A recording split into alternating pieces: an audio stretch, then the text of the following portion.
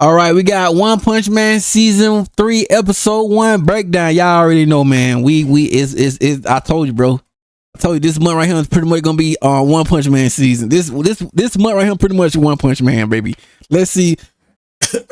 Let's hear, bro, perspective of One Punch Man breakdown.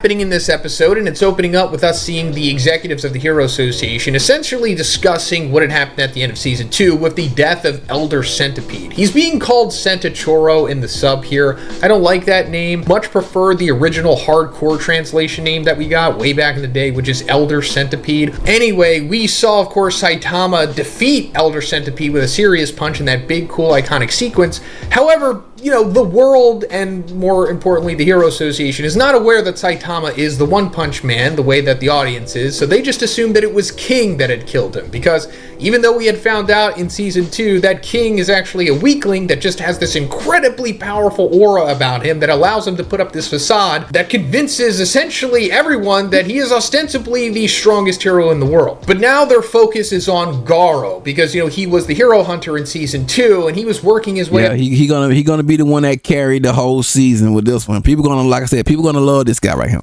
Up the ranks, taking out heroes and whatnot, but now he's gotten to the point of where he is a serious threat. Yes, he was technically defeated at the end of Season 2 by Bang and Bomb, but he was rescued by Phoenix Man and taken to the Monster Association, as we see at the end of this episode. And now the Hero Association is classifying Garo as a monster, no longer a human, and they're going to give him a disaster level of dragon. That's kind of like double-layered dialogue, to be honest, because yes, on the surface, they are classifying him as that just to give him the significance of the threat that he poses, but on the power scale, he is, at this point in time, essentially disaster level dragon, at least for the first time. During Season 2, he was kind of around that disaster level demon level, but now that he has recovered and gained his red form, I've called it Red Garo for years now. I don't think there's like official designations for Garo's forms other than just like Hero Hunter Garo, but he is like in his red form now, and he's for sure dragon level, as we'll come to see. No spoilers. I also really love this sequence where this guy with the mustache, who I don't know. Yeah, like, bro, like, yeah, him. Like, he kind of caught me. If he has a name, but he calls out Blast. He's like, all right, if we're getting all these heroes together to go after Garo. Where is Blast? Well, like I said, y'all know. I'm pretty sure all y'all One Punch Man fans, y'all know, bro. And also to go into the Monster Association to save Narinki's son Waganma, you know, that kid that we saw kidnapped in Season 2, where he's just the big piece that the Monster Association has to lure the Hero Association to come after them. But he's asking, like, why doesn't Blast show up? Where's Blast? You know, he's the #1 ranked hero. We've never seen him. He's supposedly all powerful, right? I mean, if Tatsumaki is as powerful as she is, and she's just ranked 2, then Blast must be disaster level god, essentially, right? Sitch is like, you know, Blast kind of just comes and goes as he chooses. He's like a voluntary hero. We give him this special privilege because he's such a beast. However, if humanity is truly in danger, then maybe he'll come out. We had no idea what was going on with Blast at that point. However, if you read the manga, we do know what's going on with Blast, but I'll just say that we're not going to get into Blast in this season. So yes, just take this as just a hype moment and more aura farming for Blast, if anything. But just don't get your hopes up, because we're probably not going to see him unless they shoehorn in like a new anime exclusive sequence, which I don't think they're going to. I'm saying, no, they don't do that. No. They keep it like what it is, how it is, bro. So then we're quickly cutting over to the S-Class heroes that are being formed together for this strike team to go save Narinki's son from the Monster Association / I guess also take down Garo in the process if they come across him. We've got Tatsumaki, Pig God, and Darkshine. We also see Child Emperor working on like the tech side of things, trying to pinpoint where the Monster Association is exactly. And that also ties into what Sekengar is showing to the S-Class strike team here with the whereabouts of Drive Knight. We saw in Season 2 that he was like interrogating those monsters, trying to figure out where the Monster Association itself was.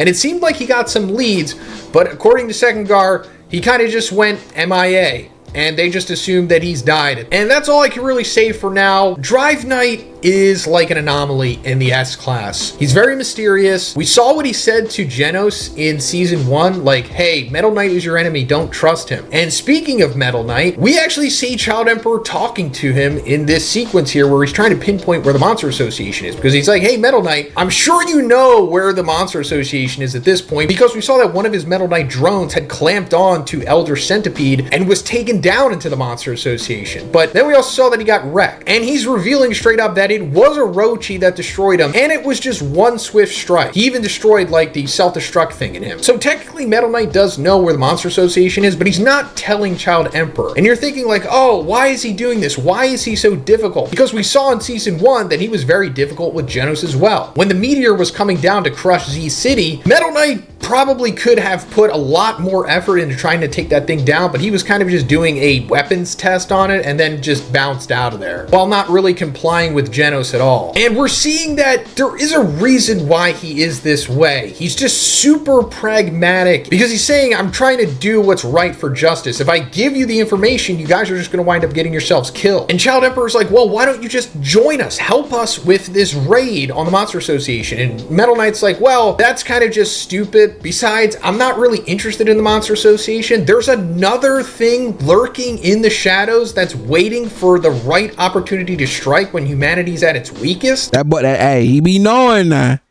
He be knowing. Don't trust anyone around you. I wish I can tell you what he is talking about here, but it is just massive spoilers. But I will point out that I figured out what he was talking about way before it was revealed. I would say go back in time to like my 2018, 2019 content, but don't do that. Just stay with season 3. Don't spoil yourself. It's going to be a fun season. I mean, well, yeah. This for the people that just going to want to check out the anime, just stick with the anime, bro. But over here, bro, I anime and the manga, bro. We're on a whole nother arc, baby. We're on a whole nother arc. But he for sure isn't talking about the Monster Association. There for sure is another legitimate threat out there that rivals them or is even greater than them. Then we're seeing more Strike Team members enter the chat here with Atomic Samurai and his group, and also a Mind Mask. That's right, bro. Look at him, bro. Now in this one, yeah, I'm like, bro, I like him in the next one, but yeah, I'm ready for him in the next one, bro. I want to see him in the next one, bro. I'm talking about in the next arc.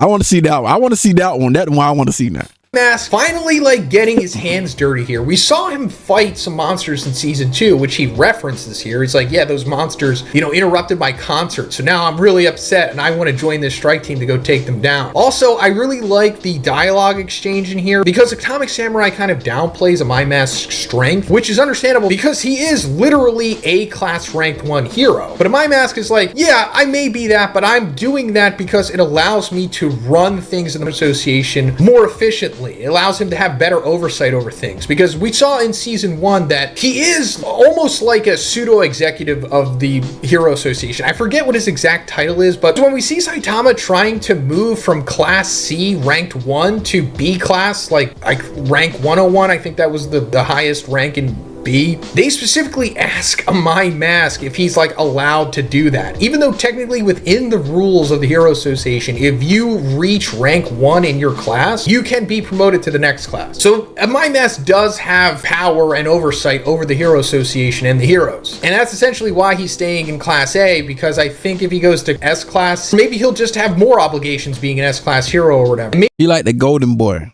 of that. He's the golden boy. Maybe that would cut into like his idol duties or whatever, but also I guess that whole promotion thing, being number 1 ranked in your class, applies to the A class heroes in a way, right? But My Mask points out that like he could be an S class hero anytime he wants, and I'll just say that is for sure true. Then we see Puri Puri Prisoner getting recruited. Hey yo, like I said once again, bro, I like the little dark lines. The dark lines are it's so dope, bro. I don't know, that's kind of hard for me. And we see that he is potentially going to fight this Neon monster, who is one of the executives of the Monster Association, because we saw that Neon had broken into the prison in season 2 and taken some of the prisoners and like turned them into monsters with monster cells. Then we see that Narinki, the big investor of the Hero Association, the guy's son who got kidnapped and is currently in the Monster Association, he kind of gets like his own private team here and gives them like these power battle suits. Ultimately, it doesn't really matter. They just instantly get low diffed, as we see at the end of this episode, and I'll go more into it once we get there. Then we're coming to Zombie Man. I know some of y'all was saying y'all ready for him too. I ain't gonna lie, I'm low-key ready for him too. Man, he's kind of just doing his own thing right now. Investigation right now and stuff. Yes, he is trying to help the Hero Association against the Monster Association, but his investigation has led him to tracking down Armored Gorilla, who we saw from season 1, part of the House of Evolution, working under Dr. Genus, and that's essentially where he is going right now. We're probably going to see him intercept them in the next episode, I guess. Then we're finally coming to Saitama and his group, because Fubuki is just bum rushing his apartment and essentially giving them I feel like this is an Easter egg right here. While I'm looking at it, I feel like this is an Easter egg card. In the manga, we didn't see the cheeks. We haven't seen the cheeks. This is an Easter egg right here, bro. They showing us cheeks. The exposition that they need to get caught up to speed on what's going on with the Hero Association, the Monster Association, the strike team that's going on, and the help that they essentially need, and what's also going on with Garo. And we're also seeing that most of them are just recovering from the Elder Centipede / Garo fight from the end of season 2. Bang threw his back out, which is funny because he's so ridiculously powerful. Bomb threw his knees out, and Genos is manually repairing himself, and King and Saitama are just playing 90s Game Boy. Anyway, this sequence just ultimately leads to Saitama being inspired to go after Garo himself, because Garo is the hero hunter after all, and he's kind of insulted that he hasn't come after Saitama himself yet. Even though we know that in season 2, Saitama did encounter Garo just randomly by chance in that one sequence where he thought he was like a mugger and he just karate chopped them down into the ground. But this is ultimately just setting up the big, ultimate, inevitable confrontation between Garo and Saitama, because that's what this is being advertised as. That is literally what the first poster for season 3 was. It's Saitama and Garo back to back. Then we're coming to Garo recovering and waking up in the Monster Association. Like I said in the beginning, this is like Red Garo. He is now ascended to the next level of power, I guess you could say. He also has one eye red, which we saw was kind of just strain, I suppose, in season 2 or whatever, but it's more so just symbolic. Bro, and I bro, come on, man. I love how they put these colors and stuff, the colors effect and stuff in him, bro. This is peak, bro, to me. For him being in between human and monster. We're gonna go way more into that in episode 3 or 4, so I'll break that down in detail once we get to it. Then he's walking into the main part of the Monster Association, and we're seeing, like I said, Narinki's private squad just instantly getting low diffed by apparently this random samurai robot guy who came out of G5. nowhere. We're gonna get more into him eventually, but I feel like if I try to talk about this guy, I'm just gonna wind up spoiling something, so I'll just keep it that he's supposed to be really mysterious. If you're confused as to what's going on with him, that's good, because you're supposed to be. But anyway, Narinki's squad here ultimately winds up getting whipped by Super S. We saw her fight against Fubuki in season 2, where, Fubuki was ultimately saved by Tatsumaki and Super S was able to get away. But her power is she can whip you and then you become her slave, for things.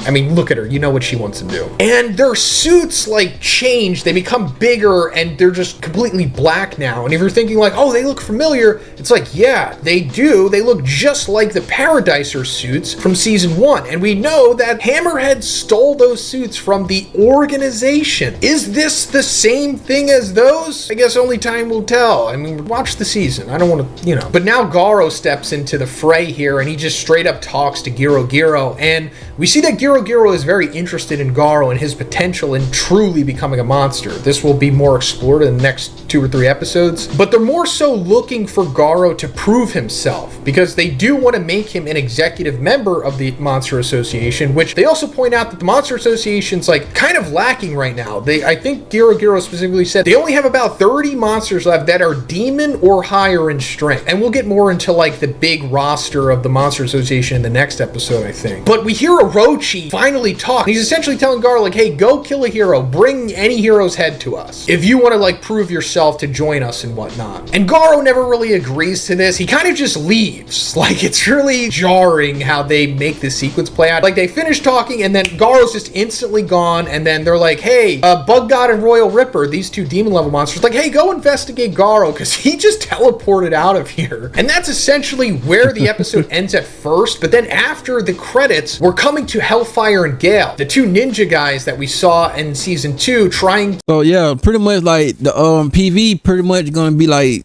the PV pretty much giving us episode 1 and 2 to recruit Sonic to the Monster Association. They gave him monster cells and he wound up cooking them and eating them. And we see what actually happened with that, and I'll get to that. But we hear their motivations and the matchup that is essentially being set up for this season. They're like, hey, we want to kill Flashy Flash because, you know, he's like a ninja just like them. So obviously there's a connection there. And yeah, that's probably where this season's going. But as for Sonic, he did eat the monster cells that they gave him, but he just wound up like diarrheaing it out, and it didn't affect him because he cooked them. And it's implied that if you like cook the monster cells, that nullifies them, and it just gives you like food poisoning essentially. But Sonic still thinks that he's like getting the monsterization power up from it because he feels lighter. But the only thing that really happened was, bro, yeah, like I said, the only thing that light was that he just used it.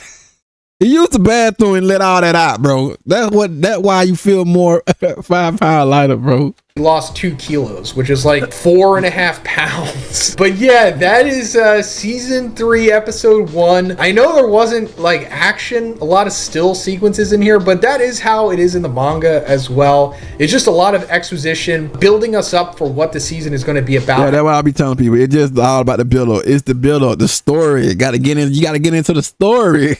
Some people just want to see the fight, the animation and stuff, rather than the story. I'm like, bro, y'all, I don't know. I don't know how some of y'all function. I think the next episode is going to kind of be like that too. There might be a fight in there, but I can promise you guys that 85% of this season is just going to be awesome fights. You're going to get what you want. I can't promise that it's going to be beautifully animated. It's not going to be Demon Slayer, but it might be My Hero Academia season 6 quality, possibly. I don't know. We'll see what happens. And also, guys, please subscribe if you haven't already. I'm going to be covering this whole season, the rest of the year. I think we're only getting 12 episodes, maybe, if we're lucky. Let's get it, baby. And there you go, ladies and gentlemen, man. I'm here for it all, but you